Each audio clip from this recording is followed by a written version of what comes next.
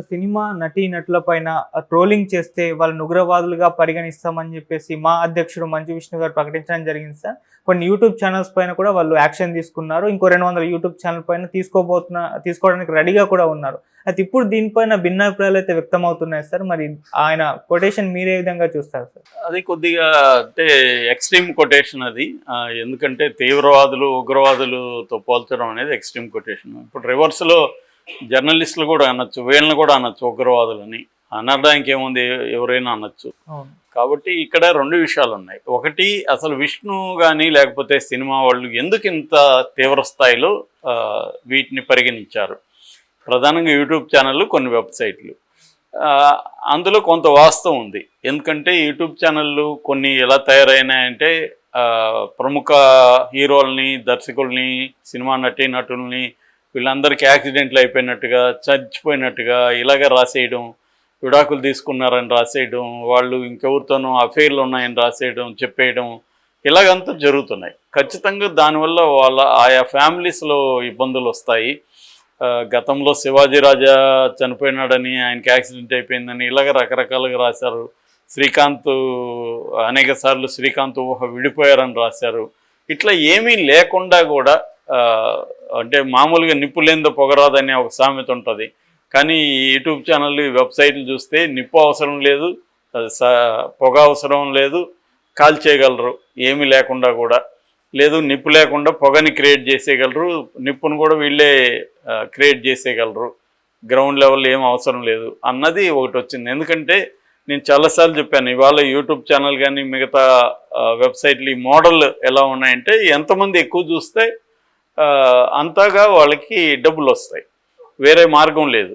So మామూలుగా అయితే ఇంతకుముందు ఏదో ఒక సంస్థ పెట్టుకొని వాళ్ళు జీతాలు ఇచ్చేవాళ్ళు, వీళ్ళు పనిచేసేవాళ్ళు. ఇవాళ ఇది అందరూ ఇది దాని ఏమంటారు, ఎంఎస్ఎంఈ మైక్రో బిజినెస్ లాగా అయిపోయినాయి.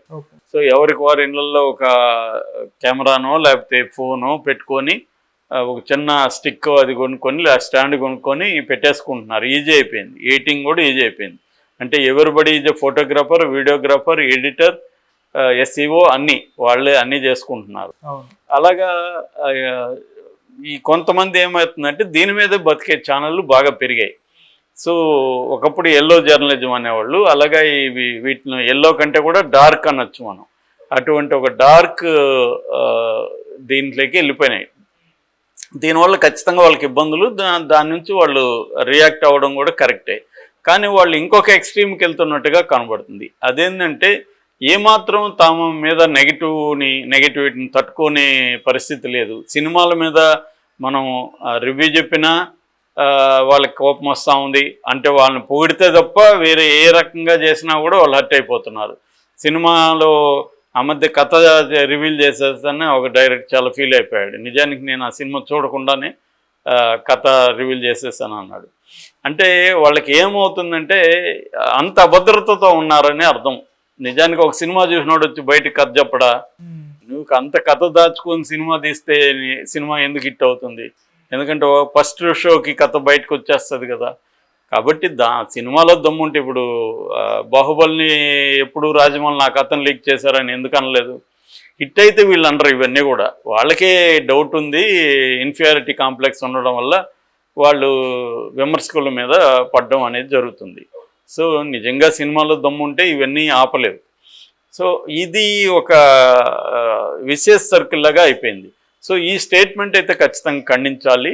ఉగ్రవాదులు లాగా, అంటే వీళ్ళ మీద ట్రోల్ చేస్తే ఉగ్రవాదుల్లాగా చూస్తున్నాము అని. నిజానికి బ్రహ్మానందం చెప్పాడు అని. బ్రహ్మానందం ఏం చెప్పాడు? నాది విపరీతంగా నాది వాడుతున్నారు, అవి కొంత అప్పుడప్పుడు బాధేస్తుంది, అప్పుడప్పుడు ఉత్సాహంగా కూడా ఉంటుంది అన్నాడు. 2 కరెక్టే. ఆయన మీద నిజానికి ఆయన అంత పాపులారిటీ కాబట్టి ఆయనది ట్రోలింగ్స్, ఆయన్నేమి ట్రోల్ చేయరు, ఆయన పెట్టుకొని వేరే వాళ్ళని ట్రోల్ చేయడానికి వాడుతున్నారు. బ్రహ్మానందం ఒక్కటిదే కాదు కదా, చాలామంది వాడతారు. తమిళ్లో కూడా ఒడివేలు ఇలాంటి వాళ్ళని ఎక్కువ వాడతారు. That denotes the popularity of Brahmanandam. నిజానికి బ్రహ్మానందం మీరు నన్ను ఉపయోగించుకుంటున్నారు కాబట్టి నాకు కూడా కొంత డబ్బులు ఇన్నని అడగచ్చు. ఎందుకంటే రాయల్టీ ఆయనకు కూడా ఇవ్వాలి, ఆయన ఉపయోగించుకుంటున్నారని. కానీ ఇప్పుడు ఎవరు అలా అడిగే పరిస్థితి లేదు, అడిగినా కూడా వాళ్ళకి ఇచ్చే పరిస్థితి లేదు. వీళ్ళకి కూడా ఏమి కోట్లు సంపాదించే వాళ్ళు ఎవరు లేరు యూట్యూబ్ ఛానల్ వాళ్ళు. యూట్యూబ్ ఛానల్ అంతా సర్వైవల్కి సరిపోవచ్చు, లేదా అది కూడా సరిపోదు.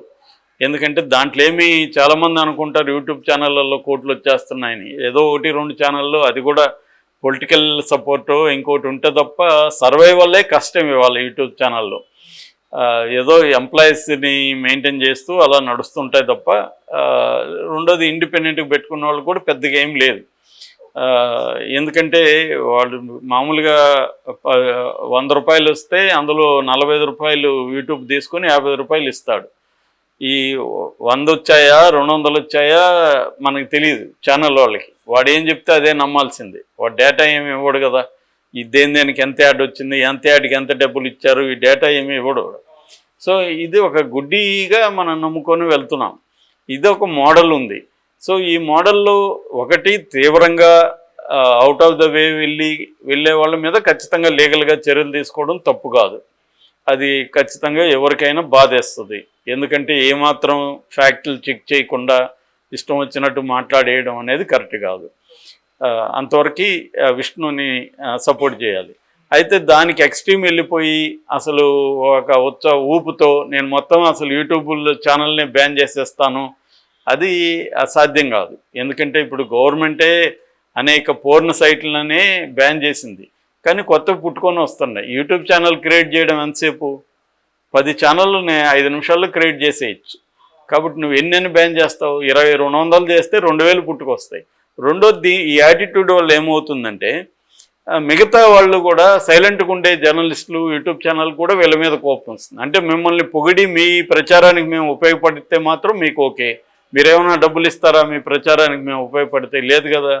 మిమ్మల్ని క్రిటిసైజ్ చేస్తే మాత్రం మీకు ఎందుకు కోపం వస్తుంది? మీరు అట్లాంటప్పుడు పబ్లిక్ లైఫ్లో ఉండకండి, పోయి ఇళ్ళల్లో కూర్చోనండి, సినిమాలు తీయకండి. ఇప్పుడు ఆయన అదేంటి కన్నప్ప తీశాడు, కన్నప్ప పోస్టర్ మీద నేను నెగిటివ్గా మాట్లాడకూడదా? పాజిటివ్గానే మాట్లాడాలా?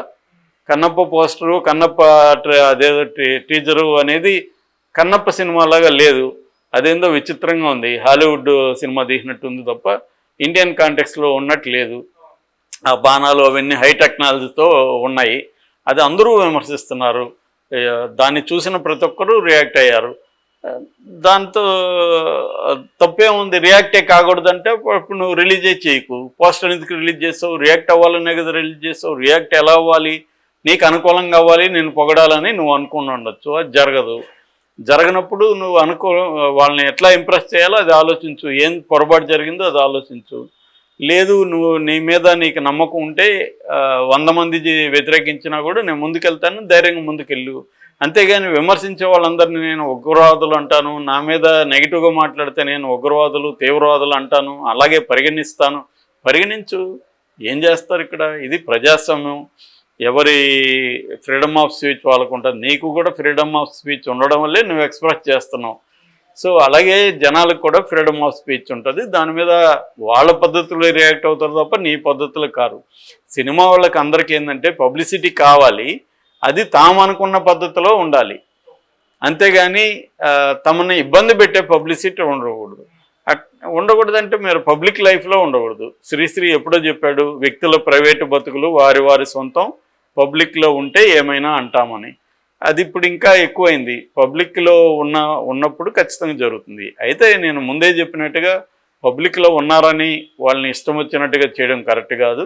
వాళ్ళ వ్యక్తిగత జీవితాల మీద అంతా దాడులు చేయడం కరెక్ట్ కాదు. ఒక పబ్లిక్ ప్లాట్ఫామ్లో వాళ్ళ అంటే సినిమా కావచ్చు, లేకపోతే వాళ్ళ స్పీచ్ కావచ్చు, దాన్ని విమర్శించవచ్చు, దాని మీద మన అభిప్రాయాలు చెప్పచ్చు.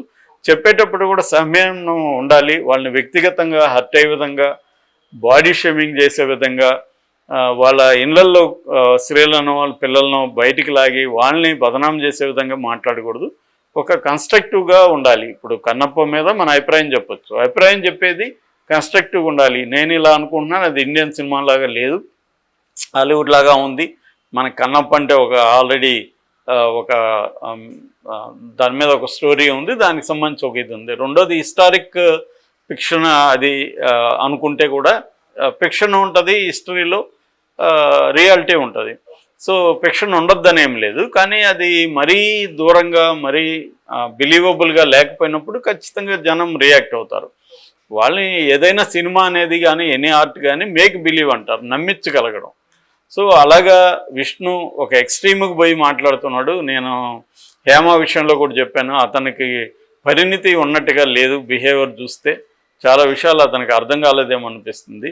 రెండోది మోరల్ యాంగిల్లో నుంచి మాట్లాడడం మానుకోవాలి. ఎందుకంటే సినిమాలు మోరల్ యాంగిల్ మాట్లాడితే కామెడీగా ఉంటుంది. సో మోరల్ యాంగిల్ మాట్లాడకుండా లీగల్గా వాళ్ళ మీద చర్య తీసుకుంటామంటే అంతవరకు ఓకే. లీగల్గా ఎవరైనా కంప్లైంట్ ఇవ్వచ్చు నచ్చకపోతే.